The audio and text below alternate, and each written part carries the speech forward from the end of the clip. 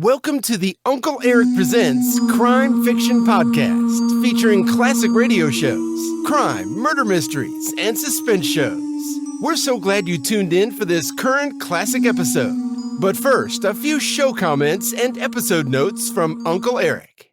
Nick Carter, Master Detective was a popular radio show that aired from 1939 to 1955. The show followed the adventures of Nick Carter, a private detective who's solving crimes using his keen intellect and athletic prowess. Although the cases were often based on real-life events, the characters and locations were often fictionalized for dramatic effect. Nonetheless, the show was widely popular and helped to cement the image of the private detective as a smart and resourceful individual. In recent years, there has been renewed interest in the show, with several fan-made podcasts attempting to recapture the magic of the original broadcast. Whether you're a longtime fan or just getting introduced to the character, there's no denying that Nick Carter, Master Detective is a radio classic. Be sure to also visit uncleeric.com for complete podcast episodes, classic crime, murder mystery television episodes and more. If you like this episode, please consider buying Uncle Eric a cup of coffee at the support link below. Thanks a million. Now, enjoy this episode titled, Substitute Bride.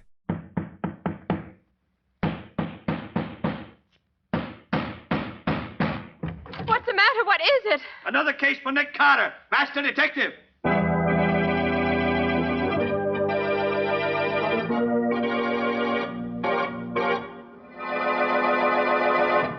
Yes, it's another case for that most famous of all manhunters, the detective whose ability at solving crime is unequaled in the history of detective fiction, Nick Carter, Master Detective. Tonight's curious adventure... The Substitute Bride, or Nick Carter and the Mystery of the Night Ferry.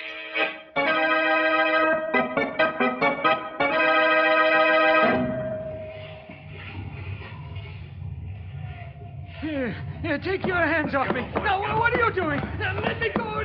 Put me down. No, stop it. Ah!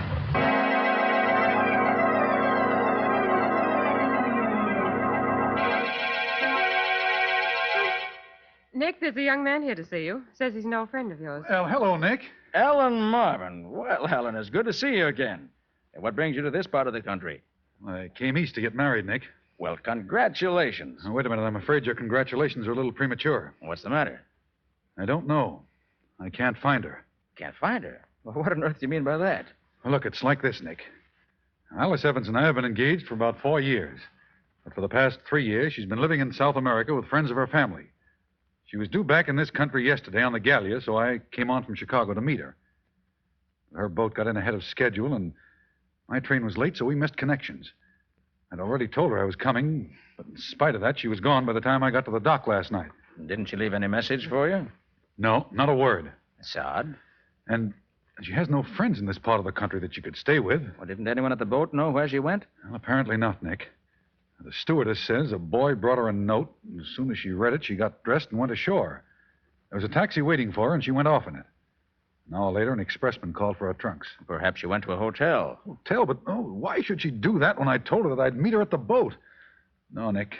Something has happened to her, I'm sure of it. Nick, the morning paper says that there's a Miss Alice Evans registered at the Hamilton Park Hotel. What's that? Would that be the same girl? Here, let me see that, will you? Quick. Right here. Well, and she did go to a hotel. Oh, gee, what a fool I was for worrying you, Nick. I'll think nothing of it, Alan. Glad you found her. Well, if you don't mind, Nick, I think I'll... Sure, go right ahead. I know how anxious you are to see her. Hey, look, Nick, why don't you come with me? I'd like very much to have you meet her. Well, Alan, this seems hardly the time to... Oh, come on. No, Nick, come on. I want you to meet her. You'll like her. Well, all right, if you insist. But I've heard it said that 3 is usually a crowd, especially after 2 of them been separated for 3 years.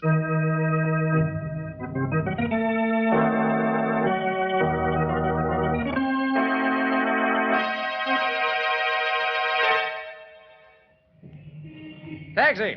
Taxi! 2nd and 5th driver.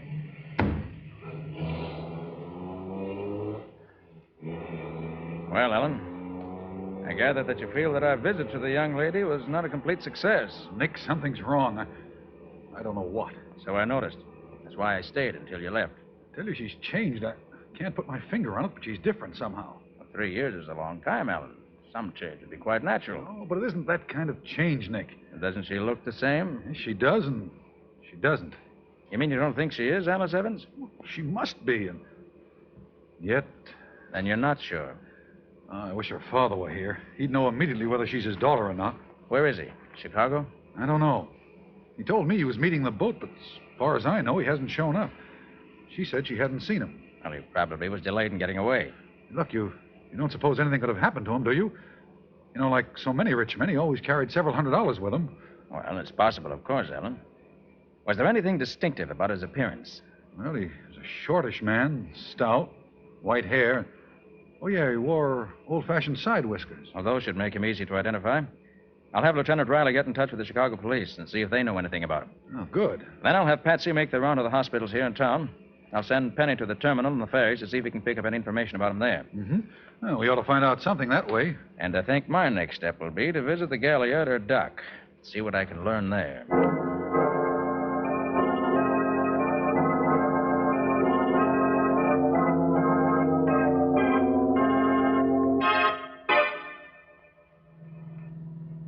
The main reason I'm taking you to see Miss Evans, Purser, is that I want you to tell me whether or not she's the girl who made the trip up in South America with you. I understand, sir. Now, you, the purser of the Gallia, probably had as good a chance to see her as anyone. Oh, why, yes, sir, but none of us saw her very much. She took ill right after we sailed and stayed in her room almost the entire trip. But you say you'd be able to identify her positively. Oh, yes, sir. I have an excellent memory for faces, and she was a real looker, she was. Here's her hotel. Come on. Righto, sir.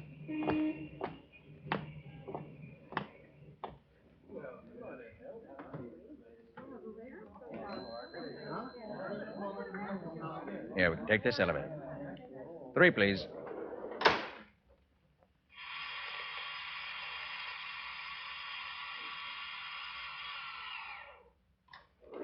This is her floor. Her room's right across the corridor here.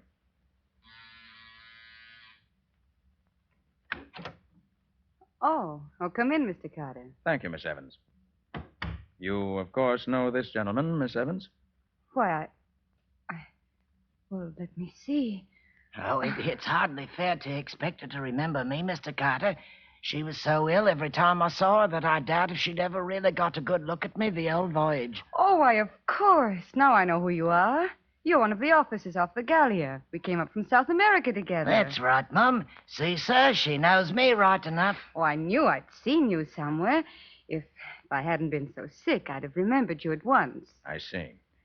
Well, Miss Evans, our call is really in the nature of business. The purser found a valuable lot of jewelry left behind in the ship, and I was called in to help find the owner. As it was near your cabin, we come to you first. I haven't missed any of my jewels, but I'll let you know if I do. Thank you. Have you had any word from your father yet? No, not a word. Do you suppose anything's happened to him? What did he look like, Miss Evans? Why, he was... I'll show you his picture. You can tell better by that. Here you are, Mr. Carter. That's my father. Are you a detective? Yes, Miss Evans. I am. Then you must find him for me. I don't care what it costs. Very well. I'll see what I can do. Shall we go, Purser? Oh, yes, sir. Good day, miss, and good luck to you. Goodbye, and thank you. I'll let you know as soon as I learn anything, Miss Evans. Good day. Well, Purser, was that the Miss Evans who made the trip with you in the Gallia? Oh, positively, sir. I'd know her anywhere. You're sure? There's no question whatever, sir. I'd swear to it on a stack of Bibles afoot, I would.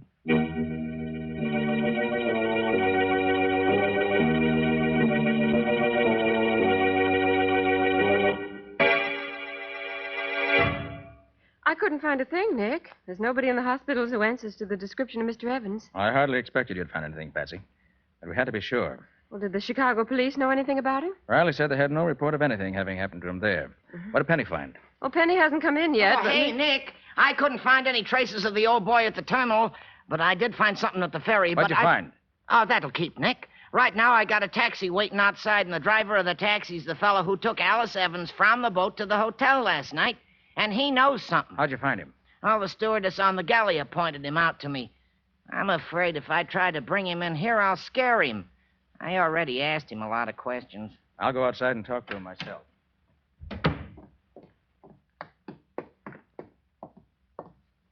Oh, driver, I'm Nick Carter. So what? I ain't interested. But I am. I'm interested in what you can tell me about a young lady you picked up at the Gallia last night. You took her to the Hamilton Park Hotel, didn't you? All right. So what if I did? Look, you'll save yourself time and trouble if you'll answer my questions. You picked her up about 8 o'clock, didn't you? Yeah, about that. How long a drive is it to the hotel? About a half hour. Maybe if the lights was against you, 45 minutes. And how does it happen that you didn't register in at the hotel till nearly 10 o'clock? Well, Where'd you go between the time you left the Gallia and the time you reached the hotel? I stopped over the house on 22nd Street for a while. Did Miss Evans leave the cab? Yeah. She said she wanted to see Winslow's daughter. Said they went to school together. You mean it was David Winslow's house you stopped at? Yeah, I said so, didn't I? Yes, you did. Thanks. Here. This'll pay you for what's on the meter and for the information. Okay. So long. Find out anything, Nick? That depends, Patsy. Now, Penny, what was the dope you got at the ferry? Well, it's like this, Nick. I found one of the ferry guards who remembered seeing an old guy with big white side whiskers get on the ferry about the time Evans' train must have got in from Chicago, see? Well, this guard got such a kick out of the whiskers that he watched for the old guy to get off the boat at the other side so he could get another gander at him. And did he? Nah, the old guy didn't get off. What? What? Was you sure? Sure. And the old guy wasn't on the boat anywhere. Well, that would sound as if something might have happened to him during that ferry ride. Oh, Ellen. Nick, I've got some news. Mr. Evans was alive this morning. Is that so? How do you know? I'll tell you. I went to see Mr. Evans' banker this afternoon to see if he had any word from him. He showed me a check that Mr. Evans had made out this morning. A check for $50,000. Dated this morning? Mm-hmm. Yes. It was made out to John Smith and endorsed by David Winslow. David Winslow? You're sure of that, Ellen? Yes, I'm sure. Why, Nick? Here's why. Last night, a girl who claims to be Alice Evans, but apparently isn't, stops off at Winslow's house on the way to the hotel. Yeah? Mr. Evans disappears last night, and yet a check made out by him this morning turns up endorsed by Winslow himself. Hey, wait a minute. That does look suspicious. Certainly does. Patsy, tomorrow morning, you and I are going to call on Mr. Winslow.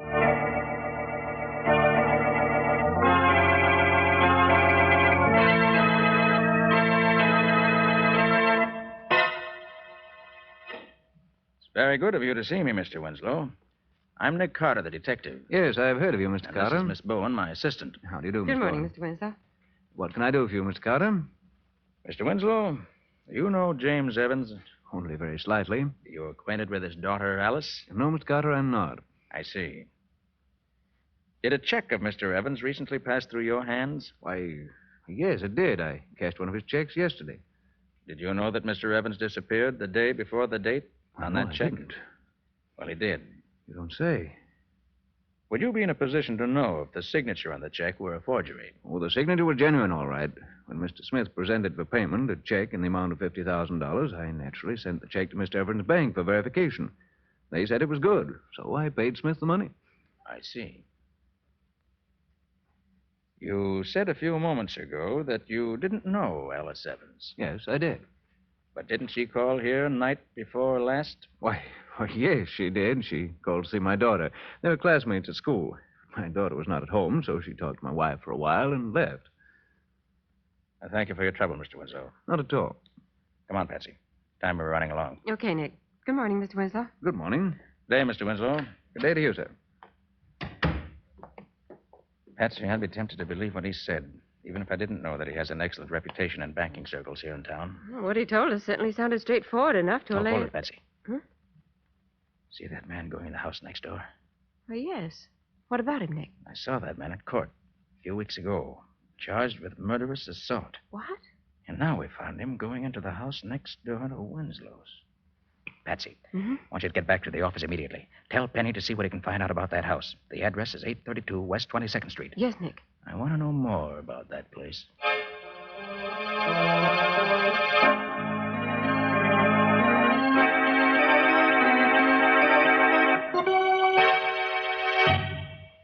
Talk plainer, Nick. What did you say that address was? 832 West 22nd Street, Riley. Well, now, Nick, that's a curious thing.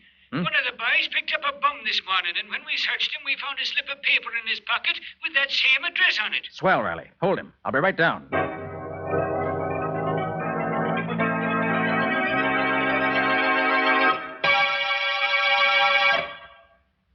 I don't know, I tell you. How many times I got to keep on saying that? You don't know who pushed the man off the ferry, who kidnapped his daughter, where she is now, or anything about it? No, I tell you, no. Who's the girl who's staying at the Hamilton Park Hotel under the name of Evans? Where's the Hamilton Park Hotel? All right, Baker, all right. Guess I must have you all wrong. I'll say you have. You live at 832 West 22nd Street? Well, I don't exactly... No. Who does live there? Oh, how should I know? Where does David Winslow live? Right next... Who's David Winslow? Riley, Yeah, Nick? I'm through with Baker. Not the fellow I thought he was. All right, Baker. The guard's waiting for you just outside the door. He'll take you back to your cell. Okay. I hope you're getting what you're looking for, Carter. Well, Nick, what did you find? Riley, Baker thought he told me nothing.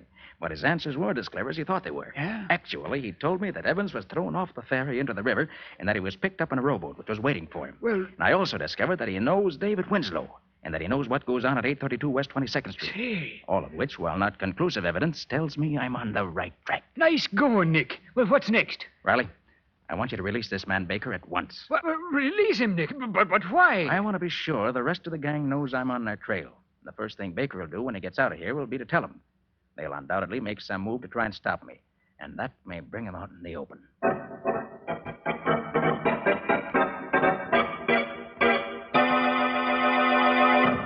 Penny, what did you find out? Well, I'll tell you, Nick. Whoever's running that gang's keeping it pretty secret. None of my old pals know anything about it. All I could find out is that the address is the hideout, or what they call the Secret Six. Yeah? An ex-convict, they call the butler, takes care of the place during the day and keeps it cleaned up. That would be the man Patsy and I saw. What about David Winslow? Nobody connects his name with it nowhere. He must be extremely clever, or I'm extremely much of a dope. You're no dope, Nick. No. Hey, where's Patsy? She asked me to bring her back some peanuts. Oh, she went to see that girl who's posing as Alice Evans at her hotel. Hey, wait. I didn't realize it was so late. She should have been back by now. Found this note at her desk when I came in about lunchtime. Yeah. Dear Nick, girl who calls herself Alice Evans just called to say she had information on her father's disappearance.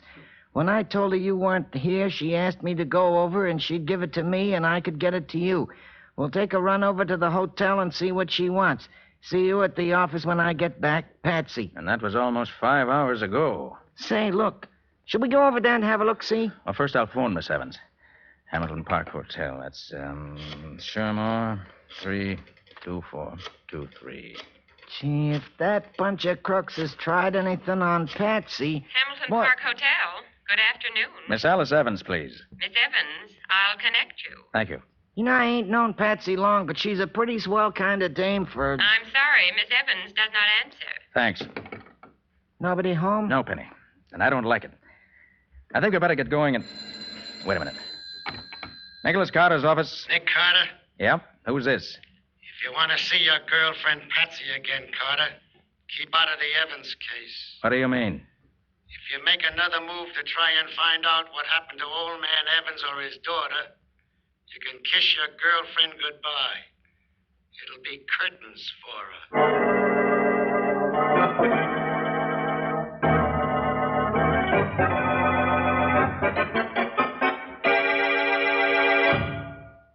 But look, Nick, just because the Secret Six meets here doesn't mean that they'll be keeping Patsy a prisoner here. I know that, Penny.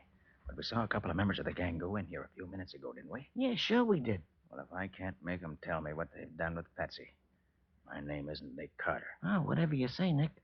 You say that man they call the butler is upstairs on the first floor now? Yeah, he's writing in the back parlor. Then let's get into the basement. Quick.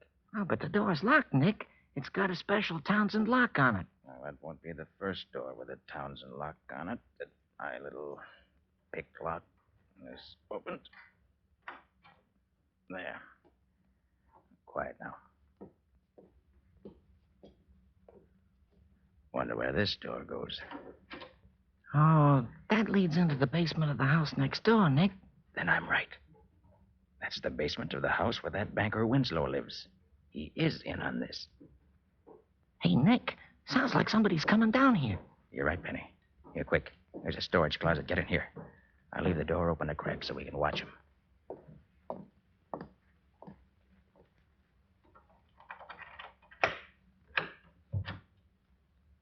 It's that butler, not going to gag me again, are you? That must be old man Evans. What's that stuff you have there?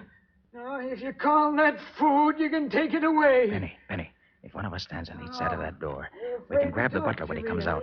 But don't let him call out. Those other guys might hear him. Well, whatever you say, Nick. Like this? Go on. that's Get the out idea. of here. Go on, get out. Here he comes. Now. Hey! Good. All right, let's drag him into Evans' room. Here, quick. Now, shut the door. Okay. What's this? What are you doing? You're Mr. Evans, aren't you? Oh, yes, I Well, I'm am. the detective, Nick Carter. Well, oh, thank heavens. You know where the other two men are that we saw come in here a little while ago? They're probably in the room where the gang meets at the end of this hallway, sir. Butler! That's Winslow. Quick, Mr. Evans. Yes? What did this butler's voice sound like? Why, very much like yours, except that he had a kind of dialect, no particular country, just foreign. Butler! Confound it, How does the where butler are you? address Winslow? Just Senor Winslow, I think, see. sir. Yes, Senor Winslow. You call me? I've called you several times. Where have you been? I've been trying to find something in the back of the storage closet. You wish something, Senor? Yes. When the boys come in for the meeting tonight, tell them not to leave until I get here, no matter what time it is. You understand? But of course, they must not leave until you come. I will tell them. All right, and don't forget. Why, that was amazing, Mr. Carter. It was almost a perfect imitation. All right, Penny. You better get this butler chap tied up and gagged before he comes to. Well, whatever you say, Nick. Mr. Evans. Yes? You know why you were kidnapped and brought here? Why, yes, Mr. Carter. They want my fortune. I know they've kidnapped my daughter and substituted in her place a girl who looks enough like her to be her double.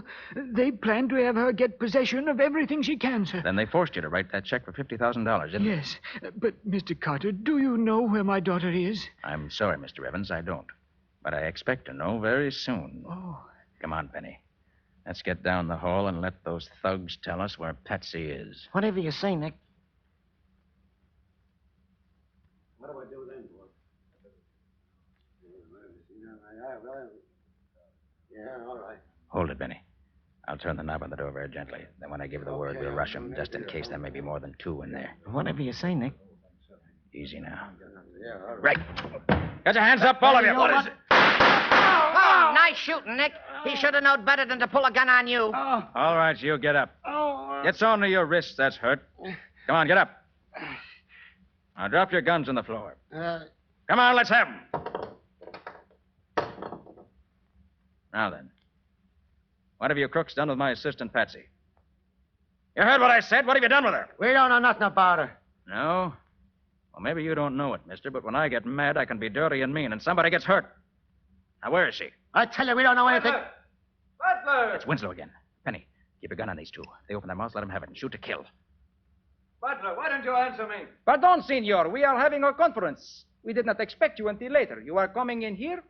I just wanted to tell you that I don't expect to be... Put him up, Mr. Winslow. I'll do the telling from now on. Why, what's the meaning of this, Mr. Carter? You can't... Shut up. Where's Patsy?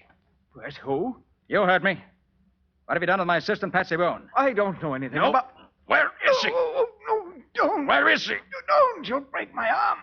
Stop. For the last time, where is she? Oh, stop it. Stop it, I'll tell you. Oh, my arm. Well, Oh, she's upstairs. Second floor back bedroom. door locked, I suppose. Oh, I'll get her, Nick. I took the butler's keys away from him. Good boy, Penny. Make it snappy. I'll watch these two for a nickel thugs. Yeah, whatever you say, Nick. All right, Winslow. Get over against the wall with the rest of you cheap bums. And if you've hurt one single hair on Patsy's head, you'll be lucky if you live long enough for me to turn you over to the police. She's all right. We did nothing to her at all. Lucky for you. Tell me, Winslow, why'd you throw Evans off the ferry boat? Wouldn't it have been easier to have kidnapped him someplace else? I had the ferries watched for several days and found at the time of night, in the bitter cold weather we've been having, the rear deck of the ferry's almost always deserted. So we planned it that way. We had other plans ready in case that didn't work out. Oh, Nick, am I glad to see you. Oh, Patsy, are you all right? Anybody hurt you? No, Nick.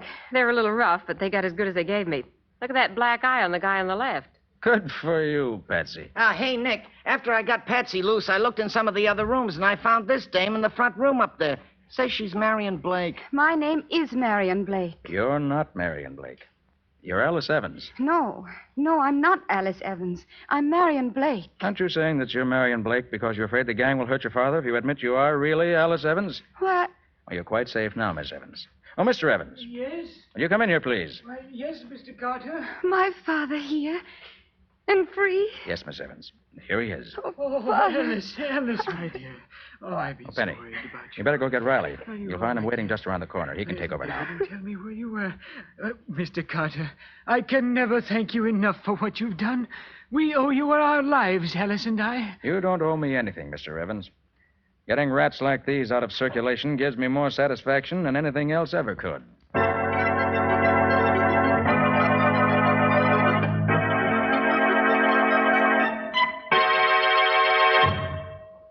This is her room.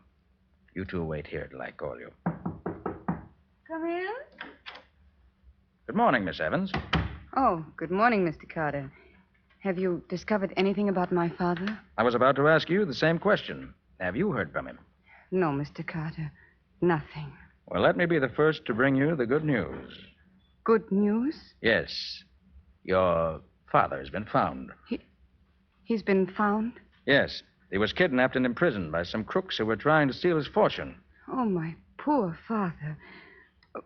Where was he found? In a basement room where the gang was keeping him prisoner. Has he told you what happened to him? Oh, yes. He told us everything. Everything? Oh, by the way, Miss Evans, I brought a friend with me this morning. I thought you might like to meet her. May I ask her in? Yes. Yes, of course. Alan, will you bring the young lady in? Okay, Nick. Do you recognize this young lady, Miss Evans? All right, Mr. Carter. You can drop that Miss Evans stuff now. I see you know the whole story. Practically the whole story, yes. Oh, Alice, have you met the real Marion Blake? No, I haven't. My goodness, she does look like me, doesn't she? Yes, but you didn't fool me, dear. No, I suppose I was crazy to believe that I could fool a man who was as much in love with you as he is, Miss Evans. Resemblance is certainly close enough to fool almost anyone else, though. Why, she even sounds like me. Miss Blake, whose idea was it to substitute you for Alice Evans? My husband's. He was the head of a Chicago gang. Saw a picture in the paper, and the idea came to him. Her coming back from South America seemed to be the ideal setup for carrying out the scheme, so we came east to do it. We knew Winslow from a couple of jobs we did for him in Chicago. Didn't it occur to your husband that when you threw my father off the ferry, he might get pneumonia in the icy water and die? We didn't worry about that. We knew he'd live long enough for what we wanted. Why, you cold-blooded... Alice, take it easy. But did you hear what she... That's all over with, dear. The police will take care of her now. I'm not usually bloodthirsty, but I hope she gets the electric chair. Well, the chair's hardly the sentence for attempted extortion, Alice. But by the time she gets out of jail, she'll no longer be young and pretty. And with the marks that prison will leave on her, she'll never again be able to double for you.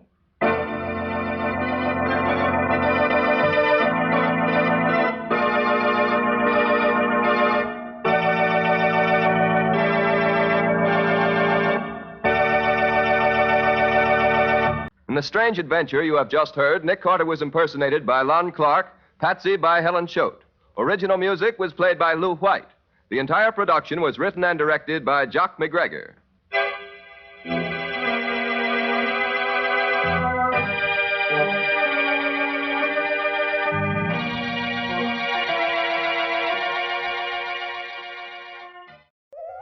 I hope you enjoyed this latest Uncle Eric Presents episode. Stay tuned for the next exciting episode. Please check back often and make sure to subscribe to my podcast so you won't miss the new exciting episodes. In the meantime, scroll up or down to find other exciting episodes to listen to. Don't forget to visit UncleEric.com to see and listen to all the program categories and episodes. There are also hundreds of the old classic crime and detective television show episodes you can watch as well. They're a hoot to watch. That's UncleEric.com.